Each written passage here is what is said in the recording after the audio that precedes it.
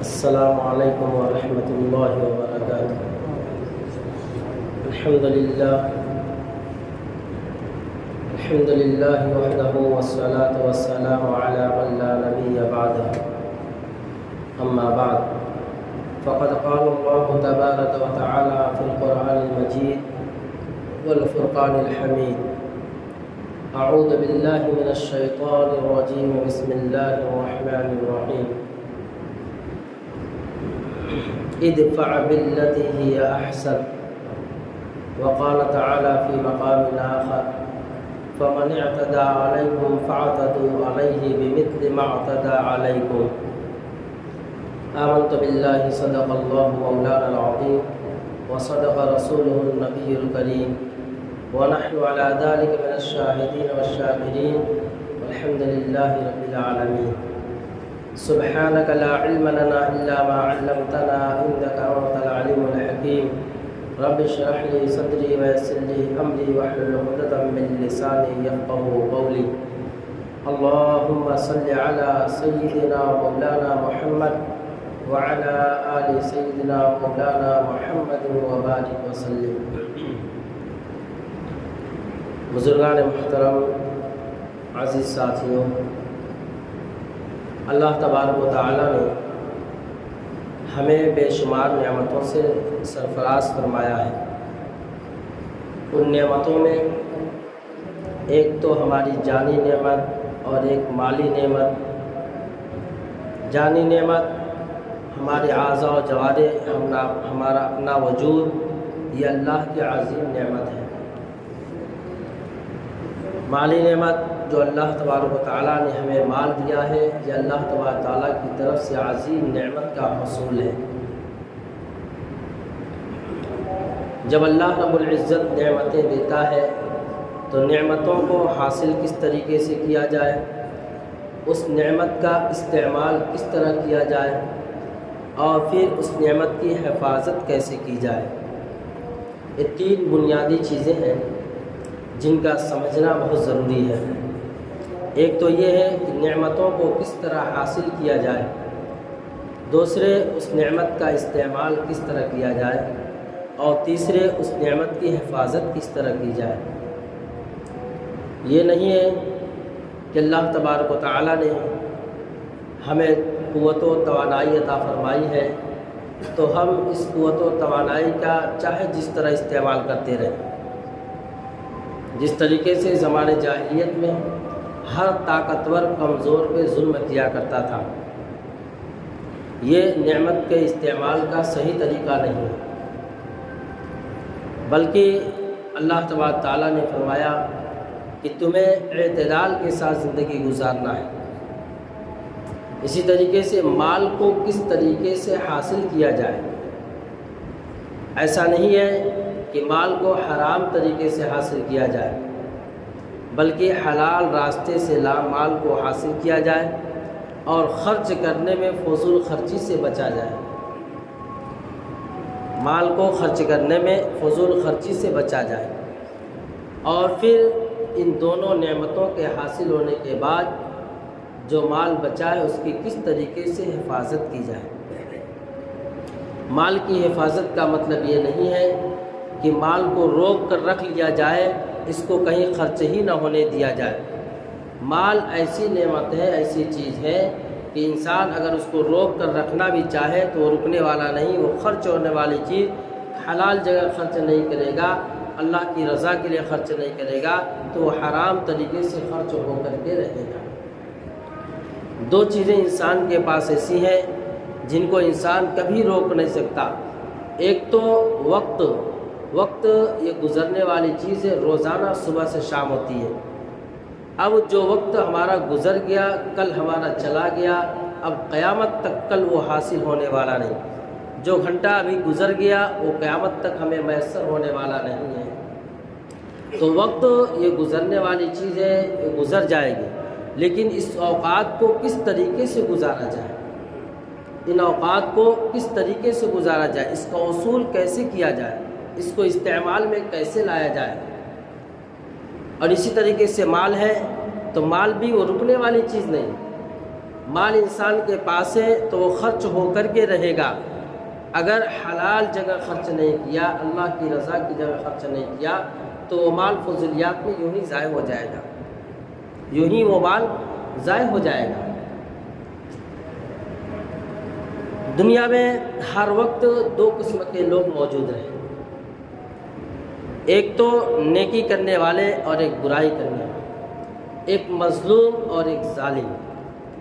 چنانچہ رسول اللہ صلی اللہ علیہ وسلم مکی زندگی 10 سالہ زندگی انہوں نے مظلومیت کی گزاری، آپ کے اوپر ظلم و ستم ڈھائے گئے، آپ کو حکم ہوا مکہ چھوڑ کر مدینہ منورہ ہجرت کر جائیں۔ جب آپ مدینہ منورہ میں گئے تو فتوحات کے دروازے تو کھلے، لوگ جوک در جوک اسلام میں داخل تو ہوئے، لیکن کفار و مشرکین یہود و نصارہ نے آپ کا پیچھا نہیں چھوڑا، آپ سے جنگ کرنے پہ آمادہ ہوئے، اور آپ صلی اللہ علیہ وسلم نے اس کا طریقہ بتلایا کہ کس طریقے سے ظالم سے مقابلہ کیا جائے، کس طریقے سے ظالم سے مقابلہ کیا، ظلم کا مقابلہ کس طریقے سے کیا جائے۔ رسول اللہ صلی اللہ علیہ وسلم نے اس کا طریقہ بتلایا، قرآن نے اس کے حفاظت کا اس کے طریقہ بتلایا، اس کے دفاع کا طریقہ بتلایا۔ اسلام کبھی قاتلانہ حملہ کرنے پہ آمادہ نہیں کرتا، اسلام کبھی قاتلانہ حملہ کرنے پہ آمادہ نہیں کرتا۔ رسول اللہ صلی اللہ علیہ وسلم کے چچا حضرت حمزہ رضی اللہ تعالیٰ جنگ احد میں شہید ہوئے، بے دردی کے ساتھ آپ کو شہید کیا گیا، آپ کو بے دردی کے ساتھ شہید کیا گیا، آپ کے جسم کے 70 ٹکڑے کیے گئے، آپ کے ہاتھ پاؤں انگلیاں الگ الگ کر دی گئی، یہاں تک کہ ایک عورت ہندا نے آپ کے کلیجے کو نکال کر کے چبایا، اور آپ کے انگلیوں کا ہار بنا کے گلے میں پہنا گیا۔ رسول اللہ صلی اللہ علیہ وسلم کو حضرت حمزہ رضی اللہ تعالیٰ عنہ سے بے پناہ محبت تھی، آپ جب دیکھتے ہیں حضرت حمزہ رضی اللہ تعالیٰ عنہ کی لاش کو تو آپ کی زبان مبارک سے بے ساختہ نکلتا ہے کہ میں تو ایک اس اپنے چچا حمزہ کے بدلے میں 70 لوگوں کا قتل کروں گا۔ اللہ تبارک تعالیٰ کی طرف سے فوراً آیت نازل، فوراً آیت نازل، وَلَا تَسْتَوِي الْحَسَنَةُ وَلَا السَّيِّئَةُ إِلَّا بِالَّتِي هِيَ أَحْسَنُ، کہ برائی کا بدلہ برائی سے نہیں دے۔ آپ کو مکارم اخلاق دے کر کے دنیا میں بھیجا گیا، آپ خلق عظیم کے مقام پہ فائز تھے۔ اللہ تبارک تعالیٰ نے فرمایا آپ کو کہ آپ کے ساتھ جو ظلم کرے آپ ان کے ساتھ نرمی سے پیش آئیں، آپ کو اگر کوئی گالیاں دے آپ ان کے حق میں دعائیں دیں، آپ ان کے ساتھ درگزر کا معاملہ کریں۔ رسول اللہ صلی اللہ علیہ وسلم نے چنانچہ دیکھا گیا، آپ صلی اللہ علیہ وسلم نے اس وقت کچھ نہیں کہا، اللہ تبارک تعالیٰ کی طرف متوجہ دعائیں کی، جس کا نتیجہ یہ ہوا کرتا تھا کہ ایمان میں لوگ مجبور ہو جاتے تھے ایمان قبول کرنے پر۔ اسی طریقے سے جب مکہ فتح ہوا اور آپ فاتحانہ داخل ہوئے مکہ کے اندر، بعض صحابہ اکرام رضی اللہ تعالیٰ عنہ کے دل کے اندر یہ بات تھی کہ اب تو مکہ فتح کر لیا ہم نے اور اب مکہ ہمارے ہاتھ میں آ گیا، لہٰذا ہم ایک ایک ظالم سے ظلم کا بدلہ لے کر کے رہیں گے۔ اللہ تبارک تعالیٰ کی طرف سے آیت نازل اور یہ کہا گیا کہ لا تثریب علیکم اليوم، آج کے دن تم سب کے ساتھ تم سب کے سب آزاد ہو۔ آزادی کا پروانہ سنایا گیا کہ آپ آج کسی سے کسی ظلم کا بدلہ نہیں لیا جائے گا، کسی سے کسی ظلم کا بدلہ نہیں لیا جائے گا۔ تو اسلام تو امن و سلامتی کا پیغام دیتا ہے، اسلام تو امن و شانتی کا پیغام دیتا ہے کہ ملک کی فضا کو امن بنایا جائے، ملک کے اندر عادلانہ اور منصفانہ جو ہے رویہ اختیار کیا جائے، لوگوں کے ساتھ بھائی چارگی کا پیغام دیا جائے، ایک دوسرے کو اپنا بھائی بنایا جائے، گلے لگایا جائے۔ اور ظلم کا سب سے بڑا انتقام یہ ہے کہ ظلم کرنے والوں کو اللہ اس کے رسول کے احکامات کی دعوت دی جائے، اللہ کے احکامات کو بتلایا جائے، رسول اللہ صلی اللہ علیہ وسلم کی تعلیمات کو بتلایا جائے، آپ کے اخلاق کریمانہ کو بتلایا جائے کہ میرے نبی کے اخلاق تو ایسے تھے، اللہ تبارک تعالیٰ کے احکامات تو یہ بتلا رہے ہیں کہ ہم کو کبھی حکم نہیں ہوتا کہ ہم ایک دوسرے کے ساتھ ظلم و زیادتی کریں۔ اگر کسی تھوڑے لوگ ظلم کرنے والے ہوں تو اس سے زیادہ لوگ انصاف پسند لوگ ہوتے ہیں۔ اگر تھوڑے لوگ ظلم کرنے والے ہوں تو اس سے زیادہ لوگ انصاف پسند ہوتے ہیں۔ چنانچہ آج ہمارے اس ملک کا یہی حال ہے کہ بہت تھوڑے لوگ ہیں جو ظلم کو پسند کرتے ہیں، جو ملک کی فضا کو جو خوشگوار کے بجائے ملک کی فضا کو بدامنی میں تبدیل کرنا چاہتے ہیں۔ لیکن ملک کی اکثریت اس طرف آمادہ ہے کہ ملک کے اندر امن کی فضا قائم ہو، ملک کے اندر چین سکون راحت ہو، ملک کا ہر شہری ہر باشندہ اچھی طریقے سے سکون والی زندگی گزارنے والا ہو، کوئی کسی کے اوپر ظلم نہ کرے۔ یہ ملک کی اکثریت چاہتی ہے، ملک کی اقلیت تھوڑے ہی لوگ ہیں جو ظلم کو پسند کر رہے ہیں۔ تو ہمارا یہ پیغام ہے کہ ہمارے اعضاء و جوارح سے نکلنے والے جو ہمارے اعمال ہیں وہ اخلاق کریمانہ ہوں، اچھے اخلاق سے ہماری زبان کے بول ٹھیک ہوں، ہماری آنکھوں کا دیکھنا ٹھیک ہو، ہمارے کانوں کا سننا ٹھیک ہو، ہمارے پاؤں کا چلنا ٹھیک ہو، اور ہماری غذا جو حلال ہو۔ فرمایا جس قوم کے اندر حرام غذا داخل ہو جاتی ہے، جس قوم کے اندر حرام غذا داخل ہو جاتی ہے، سود کا بازار گرم ہو جاتا ہے، اس قوم کے دلوں کے اندر بزدلی پیدا ہو جاتی ہے، وہ قوم بزدل ہو جاتی ہے، وہ قوم تندرست ہونے کے باوجود بزدل ہے، وہ قوم مالی اعتبار سے مالدار ہونے کے باوجود بزدل ہے۔ اب وہ کسی کے سامنے کھل کر کے سینہ تان کر کے نہیں آ سکتی، وہ امن کا پیغام نہیں دے سکتی، کیوں؟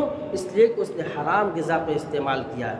فرمایا رسول اللہ صلی اللہ علیہ وسلم نے جو شخص ایک لقمہ حرام کا کھا لیتا ہے 40 دن تو اس کی عبادت مقبول نہیں ہوتی ہے، معلق کر دی جاتی ہے۔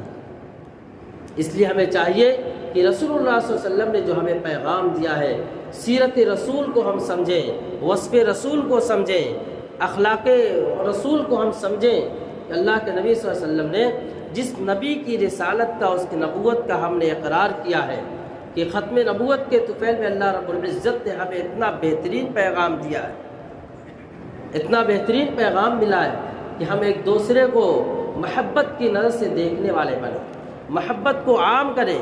رسول اللہ صلی اللہ علیہ وسلم نے ایک صحابی اللہ کے رسول صلی اللہ علیہ وسلم کے پاس آئے اور آ کر کے کہا یا رسول اللہ صلی اللہ علیہ وسلم آپ مجھے کچھ نصیحت فرما دیں۔ اللہ کے رسول صلی اللہ علیہ وسلم چاہتے تو بدر و احد کا موقع تھا، یہود و نصارہ بھی ہر طرف سے گھیرے ہوئے تھے، کفار و مشرکین مکہ سے حملہ کے لیے چلتے تھے، ہر وقت تیار رہتے تھے۔ آپ چاہتے تو آپ یہ نصیحت کر سکتے تھے دیکھو تیر تلوار لے کر کے تیار رہو، نہیں معلوم یہود و نصارہ کی طرف سے کب حملہ ہو جائے۔ لیکن اللہ کے نبی صلی اللہ علیہ وسلم نے کیا پیغام دیا کہ جو بھی ملے تم کو تم اسے سلام کرو، السلام علیکم ورحمۃ اللہ وبرکاتہ کا پیغام دو۔ جب تمہاری اس سلام کے ذریعے تمہارے اندر اجتماعیت آئے گی، اور اجتماعیت جس قوم کے اندر ہوتی ہے اس کی قیادت مضبوط ہوتی ہے، اور جس کی قیادت مضبوط ہوتی ہے کسی کے اندر دم نہیں ہے کہ وہ آ کر کے اس سے مقابلہ کر سکے یا اس کے اوپر ظلم کر سکے۔